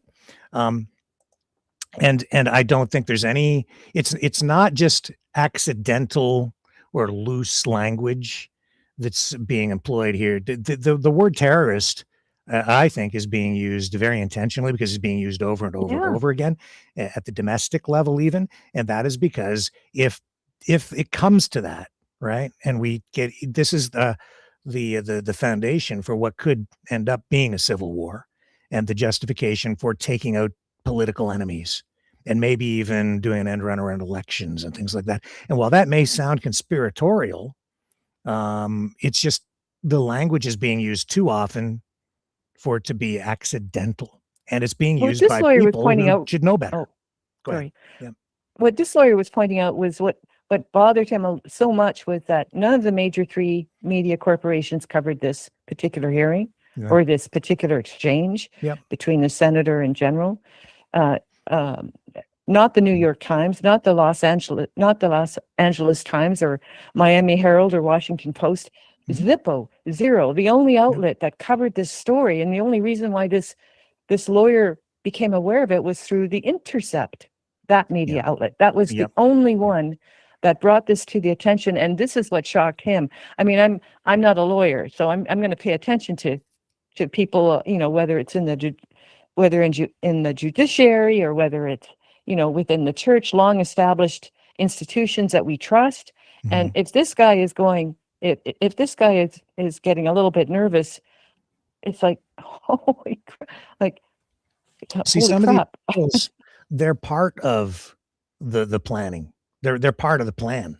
They're like a whole bunch of generals and retired generals who actually belong to an organization, and they are part of the MAGA sphere, the MAGA sphere of influence, the MAGA sphere of power, and they're definitely connected to Trump. Yeah, and they've helped come up with the plan. So if this is going to happen, I mean, if this actually does happen, where we witness the military attacking her, if I witness an American soldier killing an American dissenter or protester, I don't agree with violent protests, but I certainly agree with the ability or the freedom to disagree and protest legally. But if I ever witness this happen, I'm thinking, well, that's going to be the end. That's just like that's going to be, that's not good. yeah, it's a dangerous time, and they are laying the groundwork for it because some of these people really, I think they want it. They're trying to create the conditions for it because they're that angry. That's the thing about Trump, especially Trump 2.0. When I'm watching him, it's kind of like, this guy's really angry. There's so much anger there. But, well, some of it, well, it seems to be infecting certain other long established, I guess, I don't know what the word is there, Rick, but just, I would never, out of all the militaries, I would never think that the American military would turn against her own people. You can watch the show, Jeff. Yeah. We have somebody else on the line there. Who's joining us now? Who's there? Oh, hi, it's Carol from Fairmount. Well, welcome, Carol from Fairmount. Yeah, this stuff isn't good. Yeah, it's not good. It's really not good. And I'm listening to you, Sharon, and I understand that, when it finally dawns on you that everything's just gone out the window. Okay. Mm-hmm. The rules are done. Yep. All right. This guy's going to get away with whatever he wants. And I can understand that, the horror that you must feel when you're finally recognizing the rules are gone. Yep. Okay. They're done.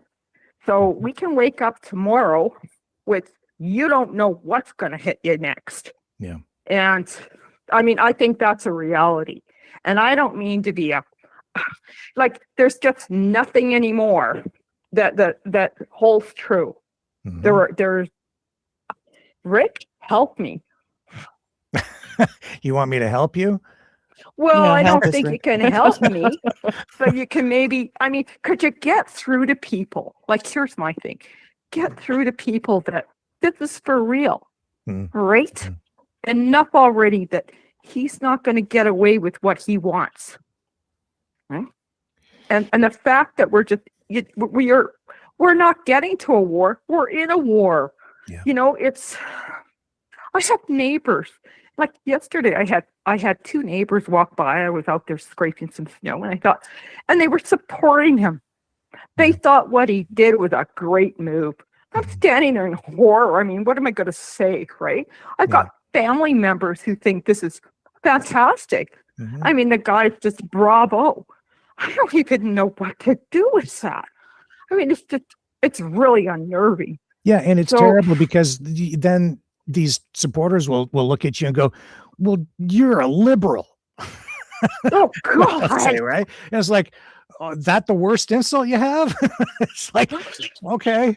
Let's try harder. But no, but it's just freaking me out. It's like, seriously, you really think going into Venezuela, okay, on this pretext is a good thing.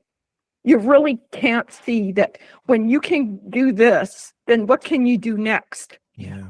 Right? Yep. Anything he wants. Anything. Yeah. Yep. Yeah, anything he wants. And for us that are, I'm listening to Sharon, and I understand, Sharon, you were pointing out that, yes, but we have rules, and we have this, and we have this, and we have that. But we don't. We don't have them anymore. They have gone out the window. I know. Yeah. I guess I'm having a hard time accepting that this is actually happening in real time, and I'm thinking, okay.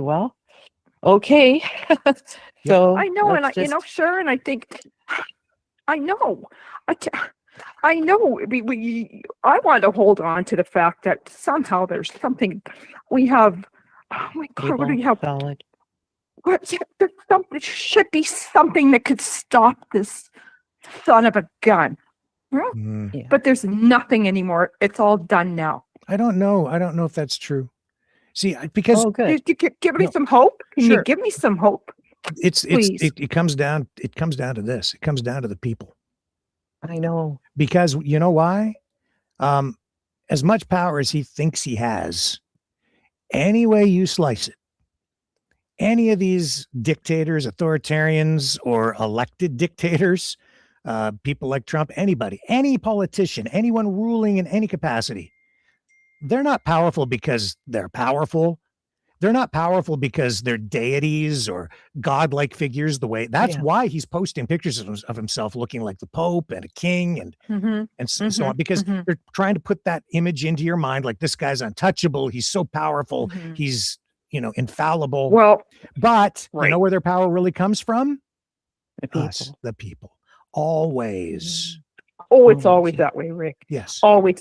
And maybe because I've never bought into this deity thing, right? I mean, maybe that's why I see it a little clearer on. You're not going to fool me with your God look and whatever is going on there. Yeah, Like that doesn't make me any happier. But God,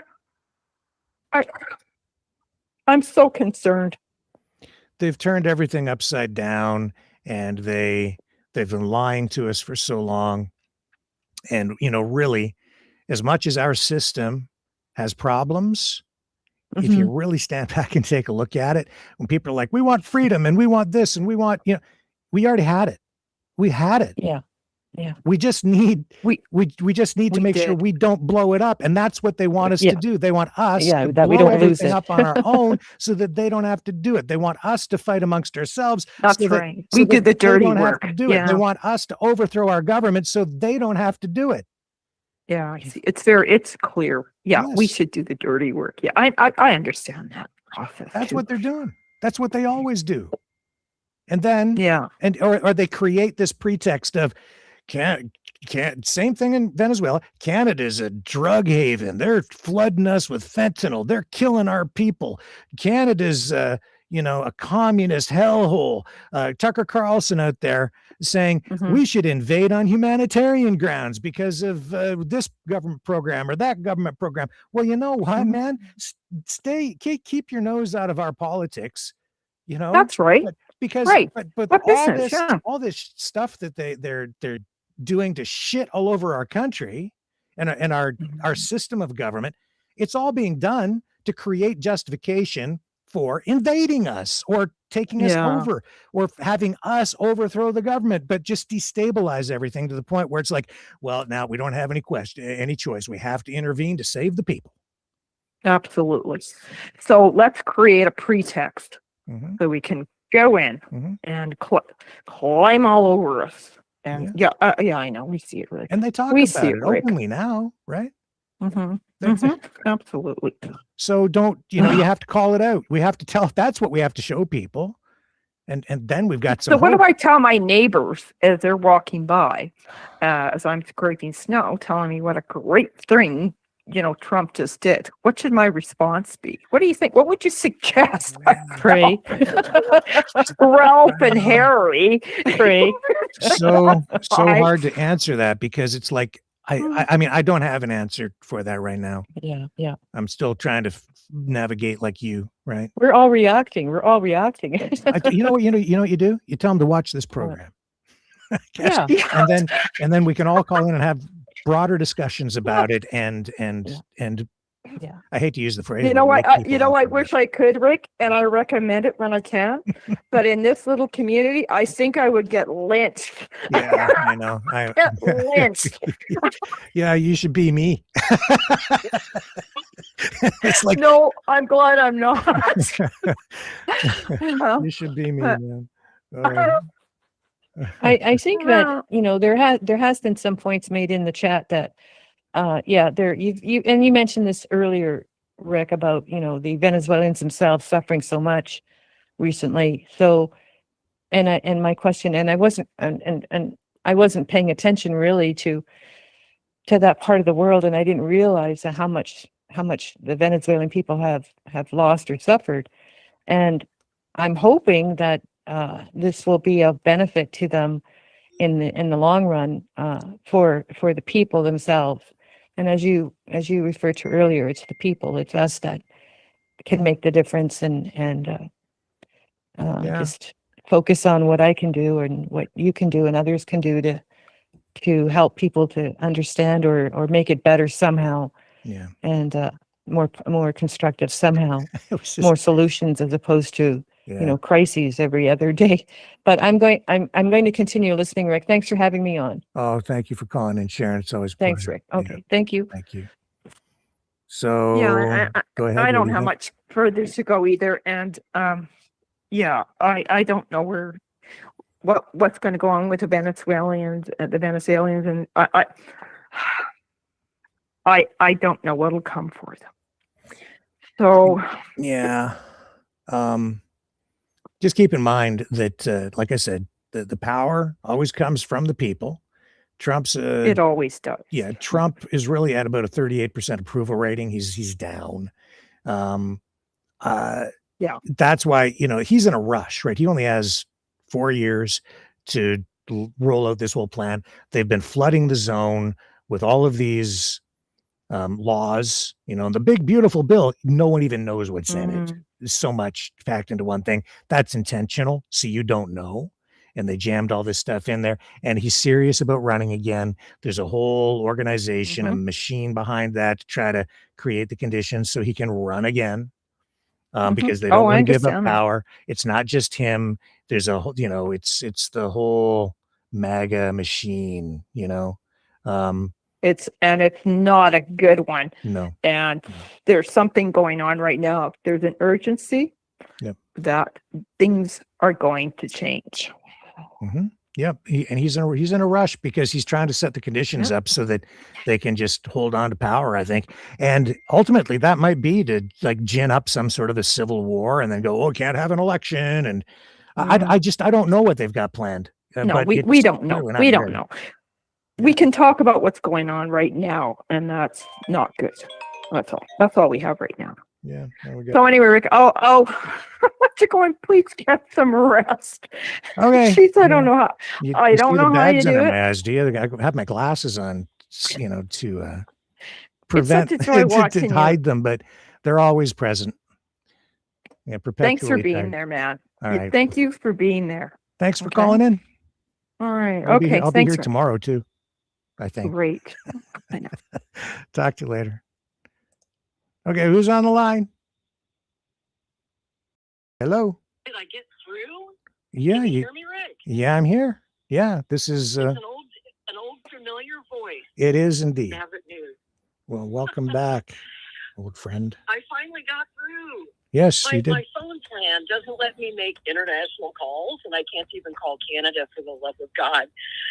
So yeah. I wanted to get into this conversation so much as your old friend from the United States. Yeah. Happy New Year, Maverick. Happy New Year, Rick. Happy New Year to you too. Let me just check in the chat and just ask, can you guys hear Lori okay? Because this is coming in yeah, they can hear you. Okay. Oh, yeah, they got you. Okay, cool. So go ahead. Well, all this is bringing back memories of when you and I were talking about this on Maverick News, 3 years ago, when Tucker Carlson and what's his name? Jackson Hinkle. Mm-hmm. Those guys, the MAGA communist movement, they were talking about, let's invade Canada, let's take all their resources. Yeah. And some people were like, that's insane. You can't do that. Well, fast forward 3 years, Trump is now in power. Yep. These are the people who told you to vote for Trump. They told me to vote for Trump. Mm-hmm. I voted for Trump. Mm-hmm. And so I'm calling to apologize sincerely. Yeah, I've already apologized many times myself. So, yeah, we're in the same camp. Yeah.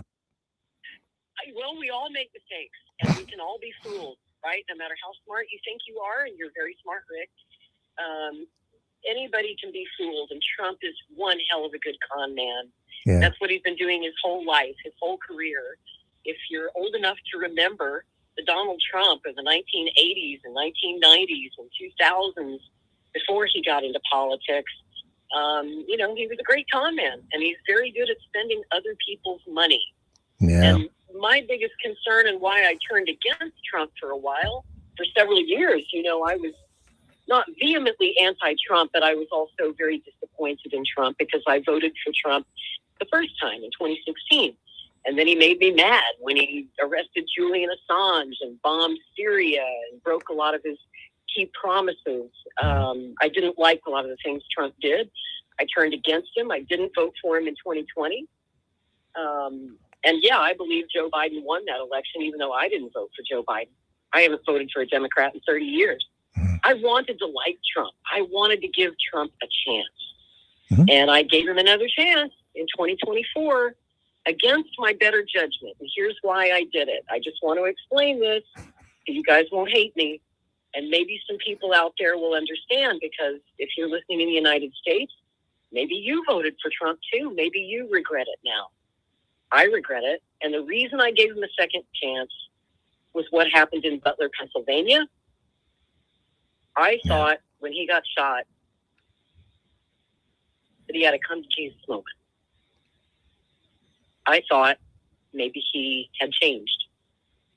I thought maybe he had found humility, which is a foreign word to Donald Trump, let's be honest.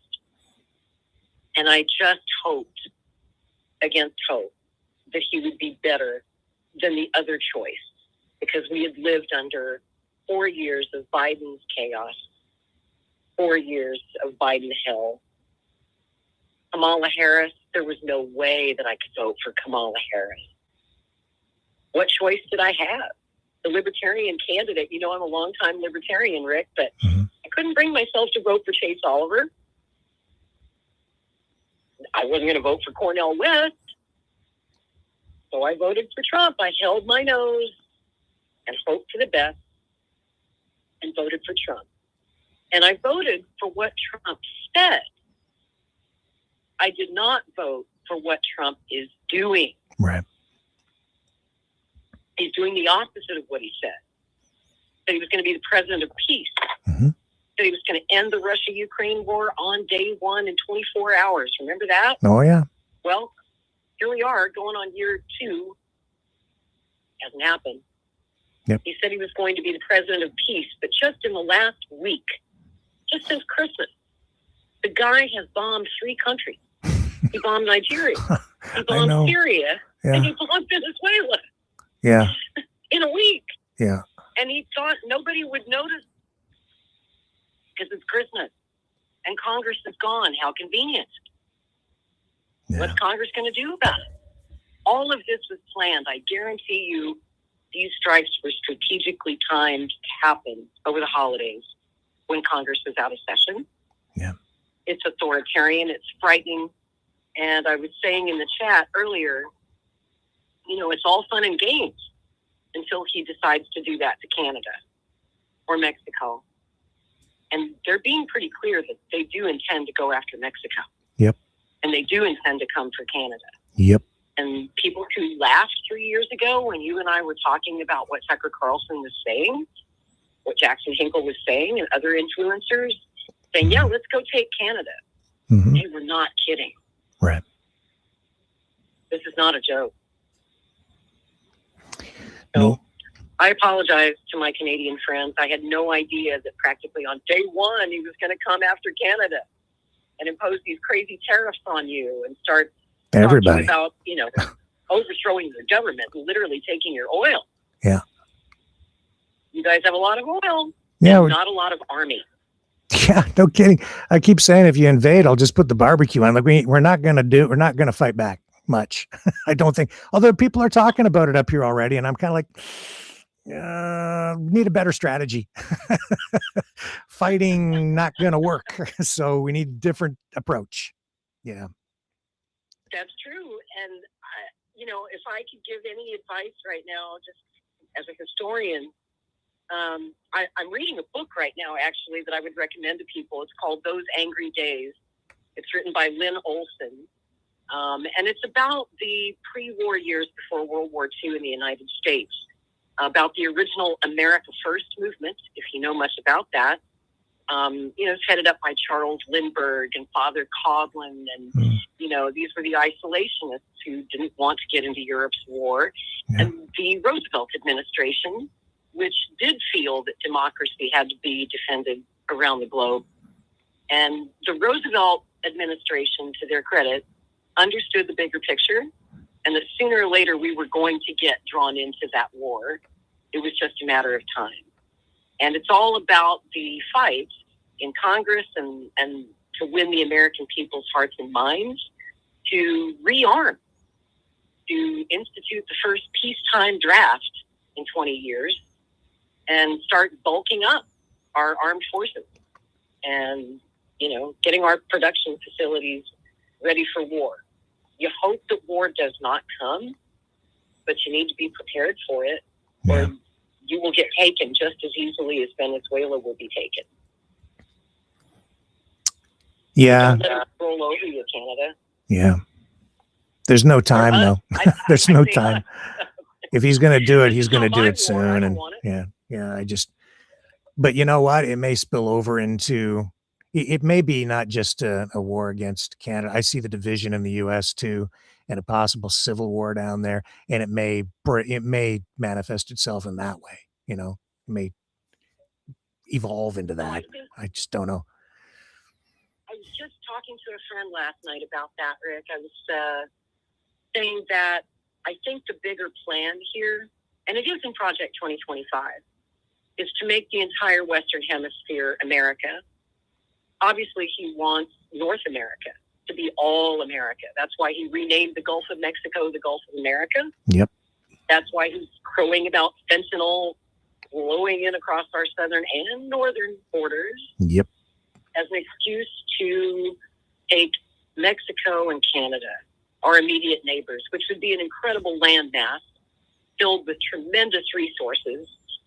And how the hell else are we going to become the world superpower when it comes to AI technology if we don't have the energy to power the AI we need? And so he thinks he's going to get that energy from places like Canada, Mexico, Venezuela, and other oil and energy-rich countries that don't have big armies.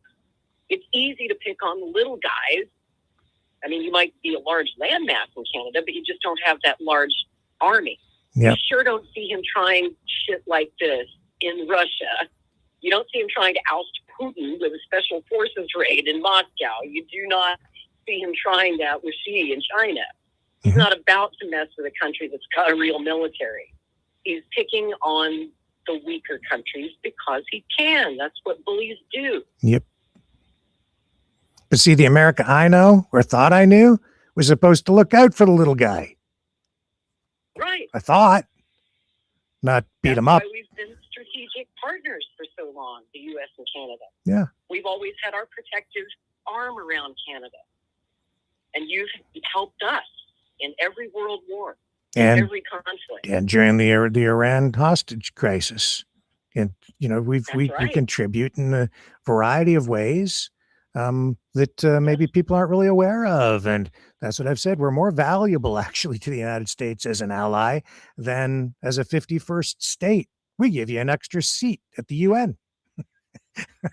You do. So. That's so true. And, there's so much more that we have in common, too, culturally with Canadians than we do with our brothers and sisters in Mexico. Because we speak the same language for the most part. Canada speaks mostly English. And culturally, we're very much the same. Whereas Mexico, even though it's much closer to me, I could drive to Mexico in less than a day. It would take me 2 days to get to Canada. You're much further away, and yet culturally, we have so much more in common. When I go to Mexico, I know I'm in a foreign country. Everything's different. The language barrier is a big problem. Unless you speak good Spanish. But yeah, the U.S. and Canada, we are brothers and sisters. I truly believe that. I will never turn against my Canadian friends. And if my government continues to pursue this stupid path of trying to steal Canada or make you the 51st state, I will stand with Canada. I just wanted to make that really clear. I wanted to call in and tell you that. Thank you. And tell you that I am not standing for what Trump is doing right now. Absolutely not. Thank you, Lori. It's nice to know you've got Canada's back. You got a friend down here in Oklahoma. That's good news. There's one. I will come and join the Canadian resistance. Yeah. I've got, well, like I said, you got the barbecue on, and it's snowing outside, but we're so resilient that we barbecue in the ice, so it's not an issue. I totally believe that. We do, actually. Yeah, it's out on my deck when I'm at my home. Yeah, the barbecue's right out there, and just open the door and fire it up. So we're fully equipped. Well, I hope your parents are doing well. It's nice to see you broadcasting once again from the basement where it all started for you when you were 6 or 7 years old. That's right. In my mom's and dad's basement. Yeah. Yeah, with the Ricky Walker radio station. That's right. It was right over there. There used to be a wall there, and the Ricky Walker radio station was in that corner over there. My dad didn't know. And yeah, I wired up the Coleco CB40 thing, whatever it was. And I put an antenna on the roof behind the house where he couldn't see it. And I was broadcasting to the South London area. But that's another, I'll repeat the story another time when we have more time. Yeah. But right over there, it all began. Such a great story. I never get tired of that story. Yeah. Well, this so it's no different. It's not really any. It's no different today, really.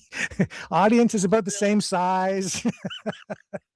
Got 3 or 4 people, and one of them is my dad, who then who pulls up and says, "Is that you on the CB? Get your ass home! You're in so much trouble. You're gonna get us arrested. CRTC's coming to throw your ass in jail, boy." That's right. You explained it to me that was illegal back in the day. That's right. right. You were doing this actually an illegal pirate radio station. That's right, because you have to have a license for the CB, and I was using it for other purposes, and I took over the airwaves. Nobody else could talk on that channel, on channel 14. It was like mine. Oh man. Anyway, those were the days. Ever the Maverick. Just wanted to tell it was all family friendly content. So yeah, but I did not pay the royalties on the copyrighted music. I had no budget. So anyway, there you go. Well, I'm glad they didn't throw you in jail for that one. You were doing a public service. You were just keeping the neighborhood informed. That's I did have newscasts with the music. Actually, I did. Even then, really? I did 100%. Yeah. Did the news. Yeah, I did the news. That's awesome. Yeah, the weather. And the weather. I still do that now. And they may still reported the weather forecast a day in advance, right? Did you know what the weather was going to be the next day? Well, I would insert it later because I knew how to edit stuff, but yeah, no, I did the weather as well. And there was the forecast, 7-day forecast from Environment Canada. And I'll tell you this, they may still yet throw me in jail for doing this because nothing's changed. Oh, no, they won't touch you, Rick. You're too valuable to Canada. I wanted to compliment you on your coverage of this whole situation in Venezuela. The last couple of days, I work overnight shift, so I'm up, and when all that was unfolding, early Saturday morning, was it? Yeah. I noticed that you were live, so I tuned in. Yeah, for a while with no audio. Yeah. Well, no audio. Yeah, for a little while. It's because of this old computer. You don't need to know, but I figured it out. So. Damn it. Well, I know it's weird when you're not in your own home studio and you're trying to do this on the fly. Yeah. But you're doing it, and it's just cool that you were on top of that story when the world was asleep. You were one of the few who was actually live and covering it, and you've brought every update and press conference from the White House, which was such a shit show. Trump just didn't look well. I know it was an all-night thing, and he probably was sleep deprived, but did you notice how sleepy and out of this he looked yesterday? Yep. Yeah, so who knows how long he's going to be around. I mean, he's old. older than, he's just old. So who knows? I think we really need to amend our Constitution and just put an age limit in there for presidents. If you're over 75, you really shouldn't have this job. It's too stressful a job for someone that age. Yeah. I don't mean to be ageist or anything, but... And too easily controlled, I think, at that age, too, by people around you. That's right. Yeah. The presidency, we've all seen how it ages people. You can take a picture of, say, Barack Obama going in 2009 and a picture of him coming out in 2017, and it looks like the man aged 25 years. Yeah. All the hair is gray. He's got all these wrinkles. It's the highest stress job in the world. Mm-hmm. And I think that anyone's too old for that. Biden was too old. Trump was too old for a second term. And now we're living with the consequences of a dementia patient running the country again. They were both bad. I don't have anything really good to say about Biden either, as you know. Yep. Yep. How many times did we play videos of Biden falling down on Mm-hmm. Maverick News? Mm-hmm. That's over right. and over and over. Yeah. And just saying, this old boy is just not up for the job.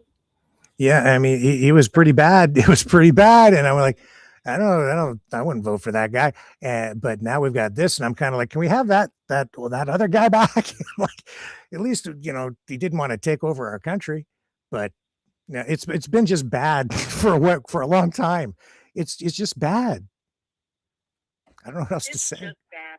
Just bad. I was no fan of Bill Clinton. Bill Clinton's the reason I left the Democratic Party after being a lifelong Democrat in the 90s. But I was just thinking today, Bill Clinton was not great, but I'd give anything to have those days back again. Yeah. That pre-9/11, pre-George Bush era of endless wars, regime change, playing like we're the boss of the world. At least Bill Clinton did not do that. Yeah. He never tried to do that. Yeah. For all of his faults and all of the bad things that he did. True. I'd give anything to have that economy back, Mm-hmm. have that sense of community back. Yeah. In that and respect. when I say community, yeah. I mean the world community. Yeah. Yeah. It's still out there. We were a respected party. It's still out there. You just gotta have to rekindle and regenerate the relationships, but good luck now, because nobody trusts. The trust has been undermined, right? So it's bad for the United States. Much worse than I think anybody realizes in the long run. This is not good. Let me ask you something. Yeah. I'm curious to get your thoughts on this. What do you think Vladimir Putin felt when he saw Maduro in handcuffs in the United States? They're a long time now.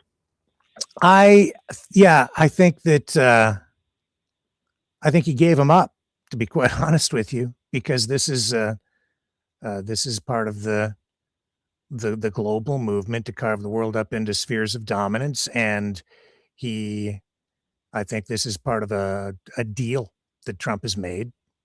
They were in Alaska. They were probably talking about this deal, not about Ukraine directly, just Ukraine as part of the overall picture. So I think that Trump is kind of backing away from Ukraine, and giving that up, and in exchange,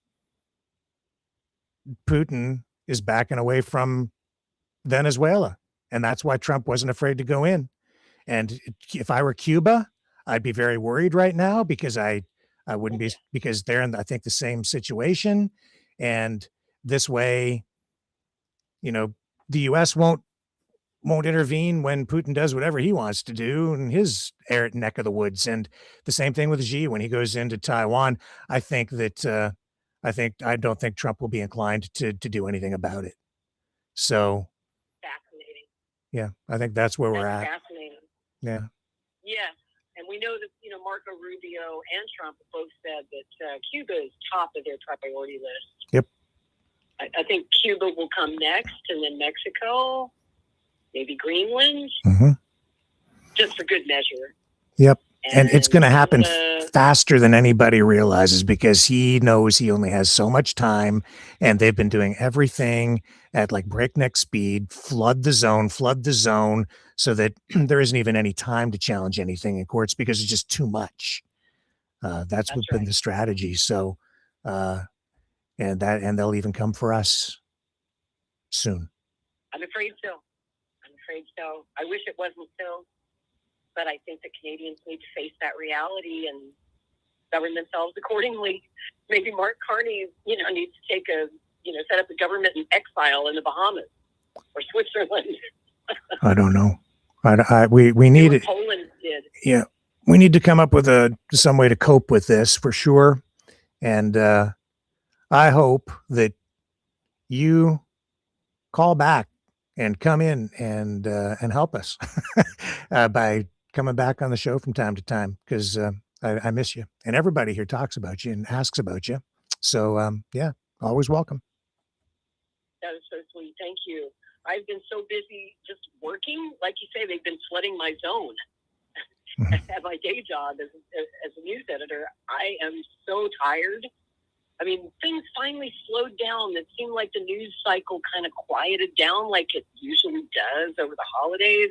Mm-hmm. Got a couple weeks to catch up on sleep, to read some books, and just kind of try to tune out of the news. But boy, they didn't wait long after the start of the new year to, hey, let's start a new war.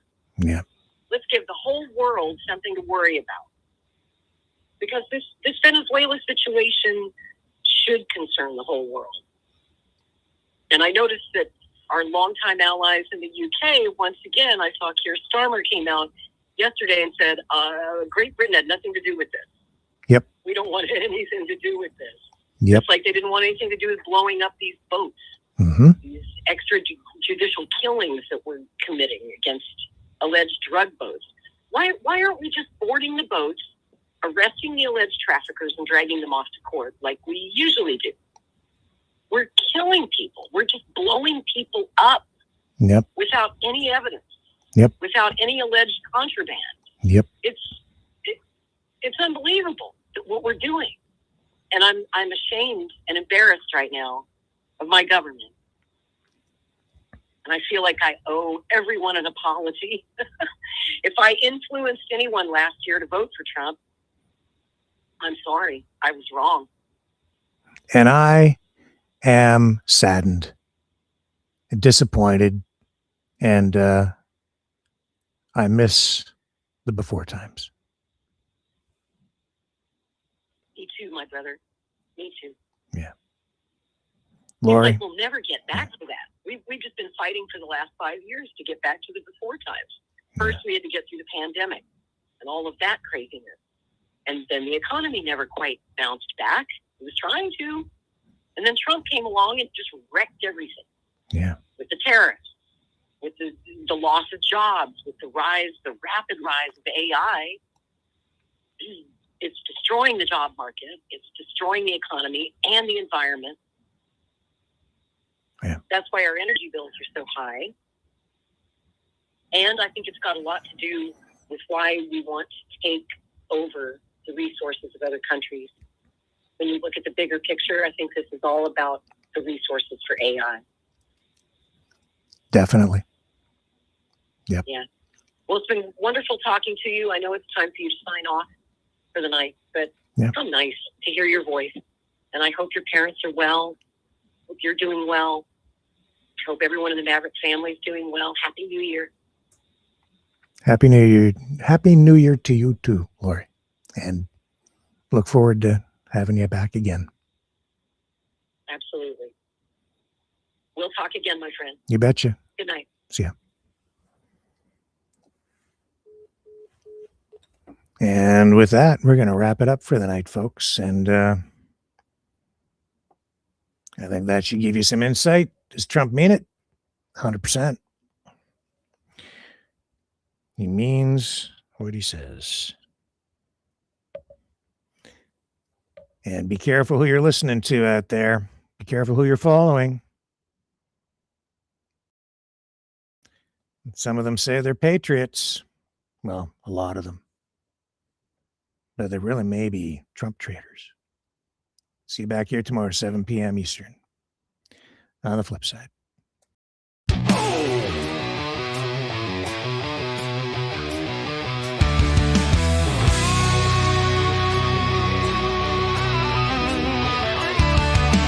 pick this fight, but here it came. Now our own are playing a traitor's game. They sell us out for a tax cut deal. Shake his hand while they rob and steal.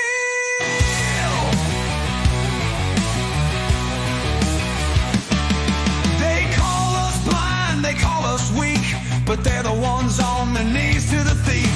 Wave our flag while they burn it down, marching to the sound of a tyrant's crown.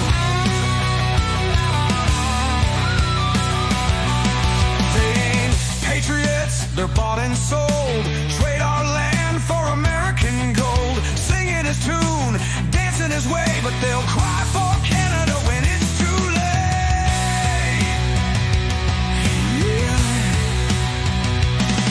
Trump traitors, selling us out, burning our home for a tax break now. They stand with the wolves, spit on the brave, but they'll beg for Canada when it's in its grave.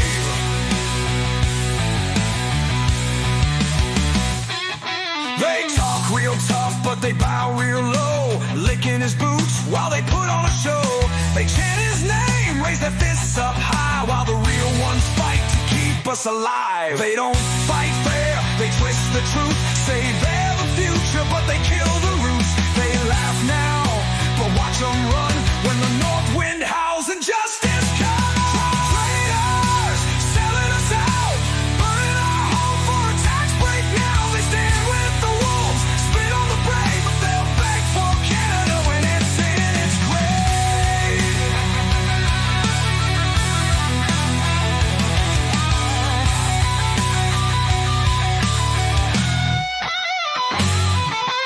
One day soon the tide will turn, and traitors pay when the fires burn. No statues raised, no banners flown, just names in dust where the traitors roam. Traitors, selling us out, burning our home for a tax break now. They stand with the wolves, spit on the brave, but they'll beg for Canada when it's in its grave.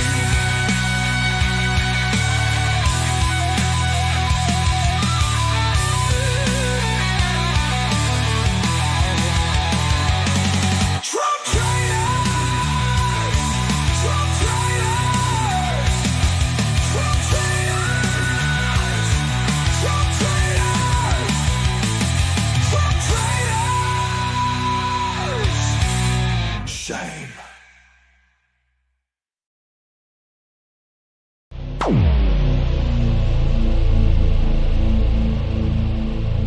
This has been a Maverick Multimedia production.